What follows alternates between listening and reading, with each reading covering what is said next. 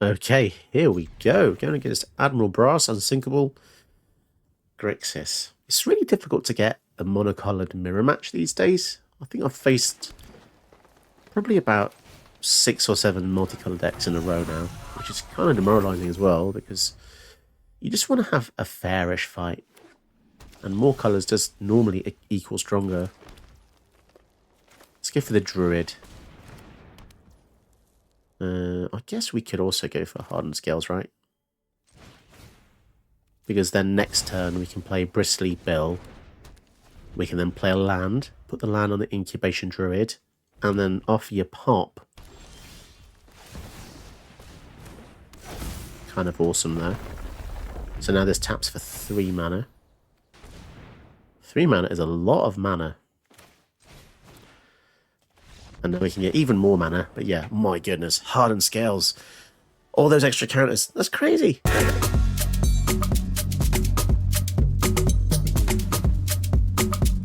Hello, my name's Josh. Welcome to a new episode. Today we're looking at Bristly Bill Spine Sower.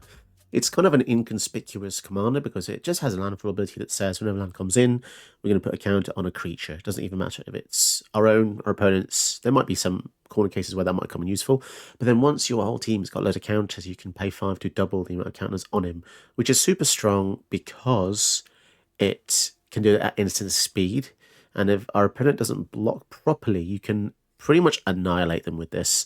So it's a nice way to play with your opponent. You know, they're going to be torn between potentially saving the kill spell for Bristly Bill, like when did they activate? Sorry, when did they try and kill Bill? Kill Bill.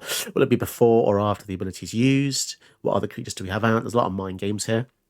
The deck doesn't just focus on the +1/+1 counters, though we do have things like Hardened Scales. We have Rishkar to abuse counters. We have Branching Evolution, which doubles counters to put on creatures. But we're also going to go down the Planeswalker route counters as well. Just with a thought, let's go for the double counters. Doubling Season was one of the main drivers for doing that, just because it lets you put extra counters on stuff, which is just going to be really invaluable. It's just crazy when you play this and then Planeswalker doubles the loyalty it has. You can ult him instantly. It's just wild. The green is so strong these days. It's just kind of crazy. So you're hitting opponents at 2 different levels. The creature level, which is something normal people expect to see and have the removal for, but the Planeswalker level is a bit harder to deal with because there's just a lot fewer spells that deal with Planeswalkers, especially in certain colours. So we'll see how it goes today. It's definitely very fun, and I think people may underestimate this, but it seems to be hugely popular in paper Magic, at least anyway. I think in paper this is trending at about $20, which is very high considering most of the other cards in the set are not even half that, I've noticed. So it's always interesting just to look at the market and see what is popular at times, just see what people are interested in. And yeah, it's just a very cool card. Let's see how well it does today. I think this is a pretty good shell, and let's see if anyone can actually kill Bill. Oh my god, they keep pairing me against Itali. What is this? Oh, this must be the 5th Itali I've faced in the last 30, 40 minutes. I don't know what the I don't even know what to call them. What, the R&D team, the design team, the software engineer team? I don't know how they grade commanders and stuff. I know it's all about commander use and cards in your deck, but my god, everyone's deck is powerful. Unless there's just a huge number of... There's just so many Itali players. I think I looked at the leaderboard of the most played decks, and it's just... I think it's like one out of every 6 games is Itali. But that doesn't even seem as high as I'm facing, I faced loads more Italis in one in 6 games. That's crazy.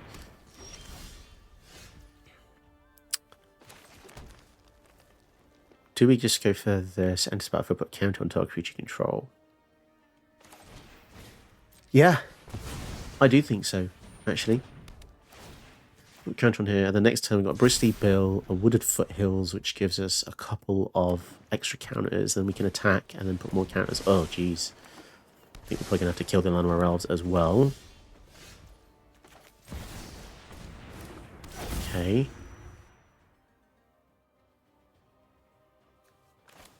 I can't use the Ancient Animus just yet.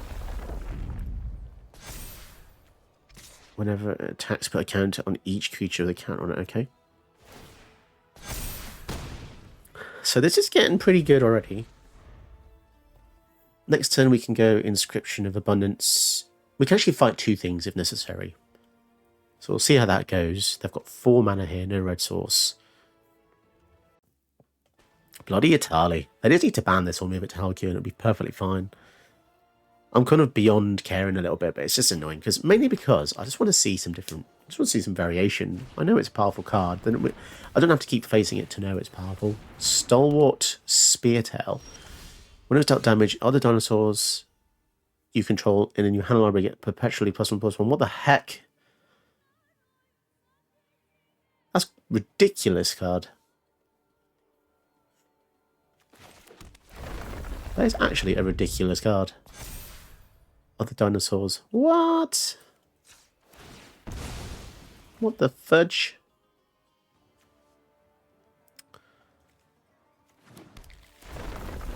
I'm just trying to get around this card. So other dinosaurs you control and dinosaurs in your hand and library perpetually. Why did they have to go that far? That is mental.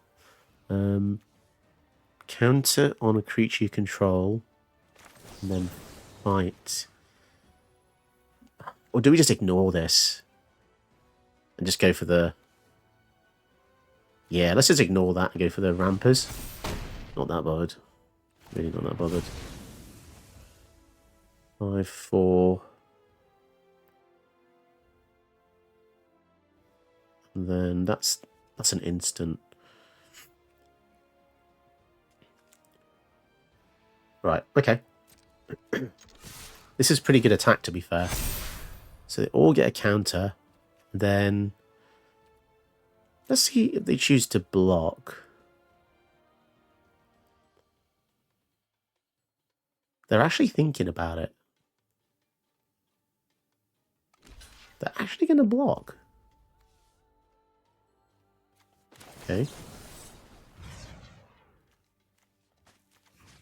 Going to kick your elven ass.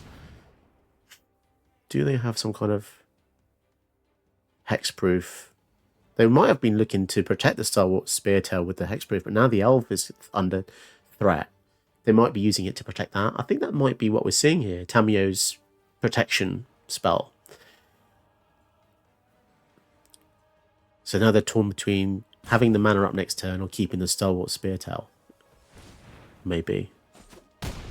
Okay. Well, that's just made me happy. Down to 13. Okay. So if we top deck a land next turn. Not sure. I really would love a land there, just so we can go for the Nissa, really. And because our toughness is so high, I'm not too worried about board wipes and such. Luca. You're going to create a 3/3. Oh, fantastic. If we go for an even split. So now, do we just win? I think we just win. Because we can double the amount of counters on our stuff. Yeah, we've definitely won here. That's a crazy alpha strike. There's nothing they can do. Oh my god, that's so crazily good. 20 damage. That's ludicrous. Going against P&LR, Console of Revival, Exile Tribal, basically. It does suck, actually. This is the 4th game I've had in a row where I've gone second. Kind of sad. Kind of sad. Let's give it Bristly Bill. Put the counter on him. And then we can...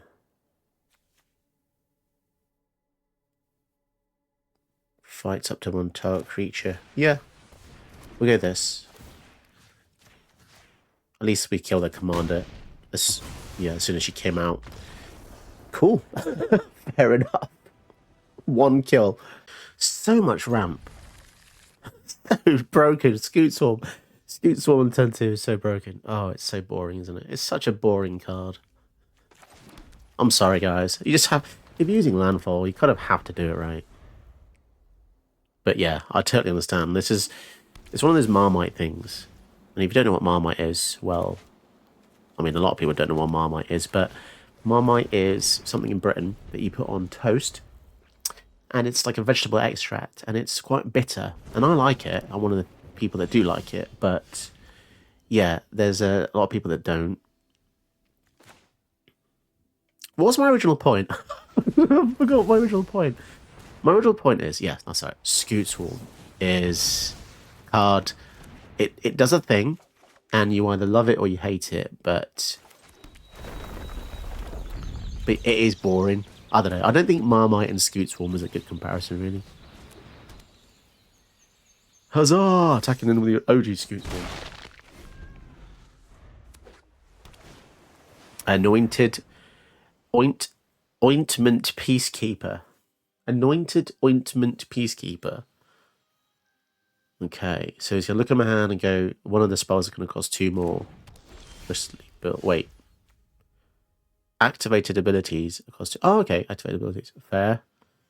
Cost 6 mana for this. The hell?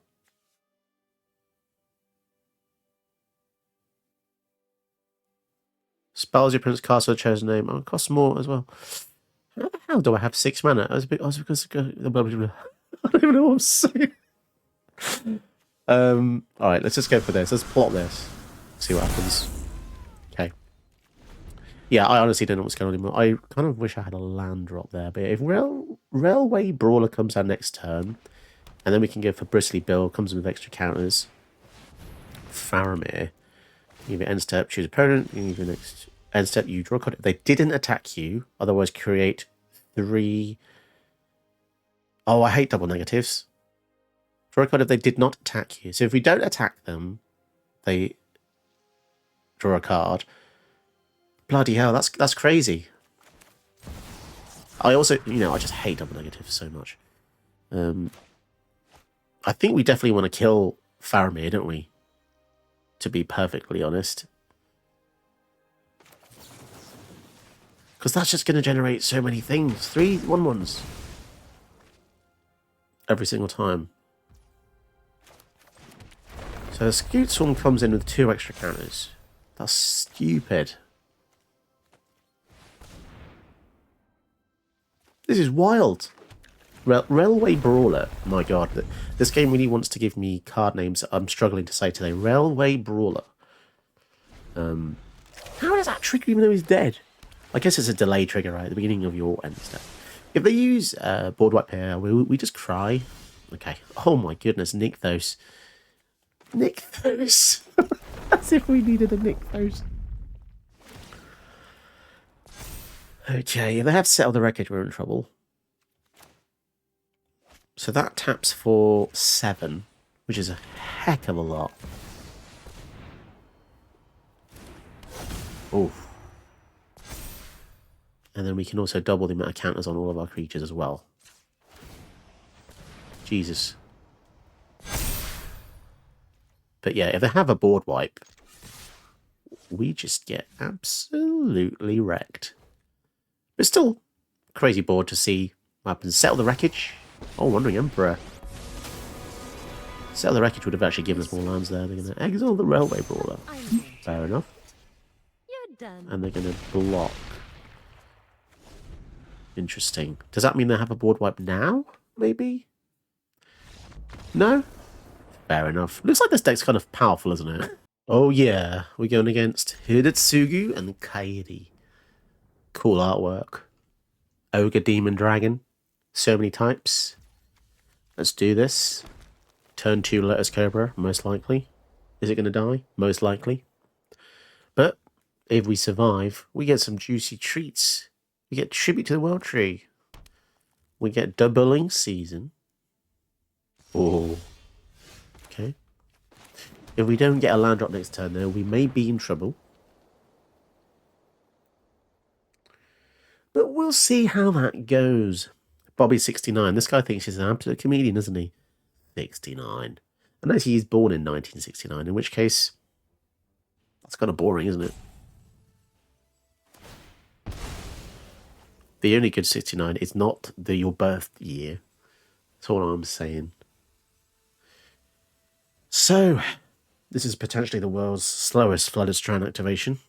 I just think I like to think that as time goes on, the general intelligence level of humanity increases, but I think actually it decreases.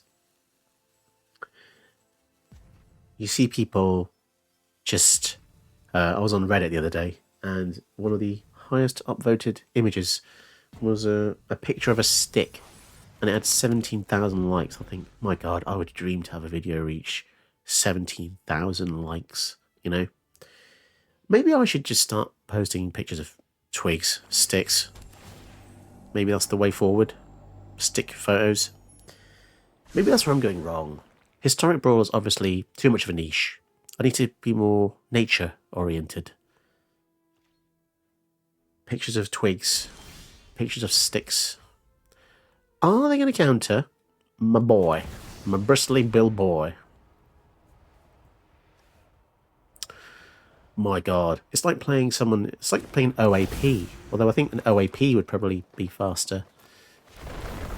Where should the counter go? Ooh, let's put it on Bristly Bill. Because I feel like Lotus Cobra... They probably want to kill Lotus Cobra anyway, right? But... Oh my God. Oh, you're right there, son. Playing a Bristly Bill. Oh, let me look at what that says. Oh, I killed it with Fatal Push. Ironically, Fatal Push is exactly what would happen to an old man on the stairs. If you pushed him over, it would be fatal. Because when you're old, your bones are a bit brittle, aren't they? But there you go. Maybe I am playing someone born in 1969. That would make a lot of sense. 55 is not... I guess 55 is not even that old, really. Who knows? There comes a point there when I think, you know what? They're just taking so long. I can't be bothered. I just can't be bothered. Can't be bothered. And you kind of lose interest. Does anyone else feel like that? Tell me in the comments below if you also feel like that. You're like, the opponent's taking so long. I just want to go. I'm just fed up. You know, I just want to...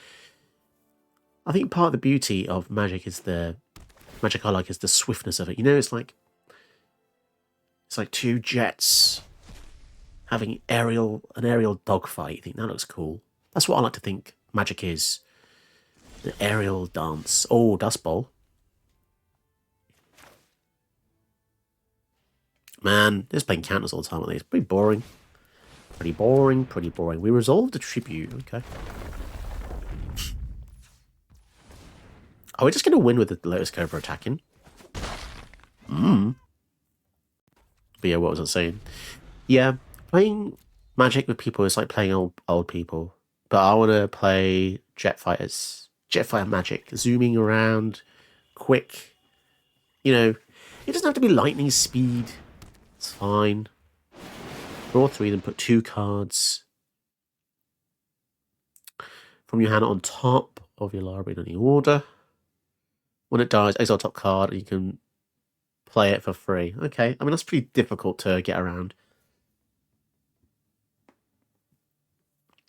I mean, we are mono green after all. We can fight. We can fight. We can do this, draw a card. Hopefully get a land, or we can go for Nissa. And then tick up. Maybe that's the better thing to do. Although they will just kill it. Oh, it's a shame. If we'd drawn a land there, we could have gone for the Blizzard Brawl. It was a risk. It was a risk. So we're going to probably lose the Nissa. But is there any benefit to just not killing the Hidetsugu? Maybe. And then maybe we could go Toski. See what they do. Defend it. On your upkeep, scry 1. That's pretty cool. So that basically helps them keep the top card of their library something big and something good. So yeah, they are going to go for the Nissa. Let's see, they've got 3 mana up. They've definitely got some kind of counters or kill spells.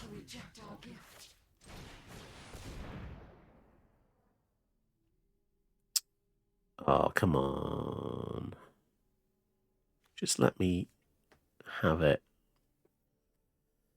So not only are we playing a 55-year-old man that probably lives in his mum's basement, but also, you know, he's just thinking, oh, Tusky, what do we do about a Tusky? Let's see if this works. So, +1 indestructible. Oh, okay. What? So, here's the even more confusing thing is, if they're not countering our guys, what are they doing? You know, what are they doing? So we hit the lands. Oh, 2 lands. Beautiful. So the question is, do we just kill the Hidetsugu then? Let's just see what it is. So now they play the top card of their deck for free and lose life. But unless it's something ridiculously good like River's Rebuke. But then again, if it is River's Rebuke, they're going to lose 6. What is it? It was Behold Unspeakable, which is not an instant or sorcery, and Hidetsugu's in the graveyard. Huh? Huh? Why did they do that? Sorry, that was very wrong. It should be, do that? Why they did. So, I mean, what? Reanimation spell? Was there gonna be? I don't know. I don't know. They're going to return it from the graveyard to the battlefield. Okay, well, they're in a precarious position because, again, if they put a big spell on top... I was target opponent lose life. Flipping out. There we go, me not reading again. I'm just not used to seeing cards on Italia, right? If that's what you're trying to say, look. If it's not Italia, I don't know what it does, because I've been conditioned so hard now, I have no idea what any other card does. Do this, put a counter on something. Maybe we just attack with those 2 first and see what happens. Let's attack with these 2.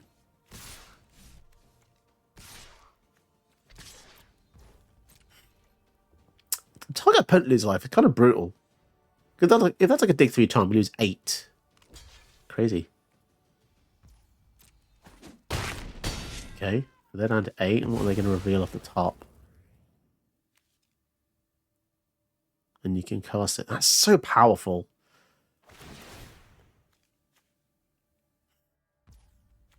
Okay. What? Oh, Whelming Wave. So they're going to cast Whelming Wave. Oh, that's a shame. Okay, fine. Fine. So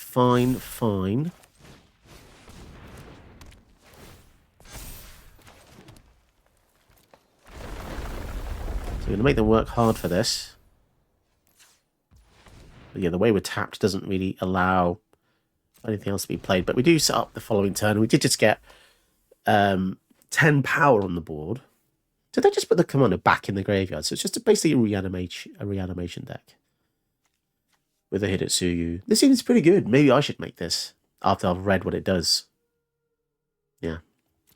Instant speed sorceries is kind of good. Yeah, man, if I was playing that deck, I could literally play that deck simultaneously to mine. It's just, you know what I mean? It's just so unsatisfying. They take all that time. They did all that setup. You think, okay, we're going to get a big build up here. It's like when you watch a slow movie. It's really slow to start. Nothing really happens in the first hour. Then the second hour ramps up. If that guy was a movie, it would be the most boring movie I've ever seen. It just ends. It just ends with nothing. They didn't even play. They got 7 cards in the hand and didn't play any of them. Like, what is that about?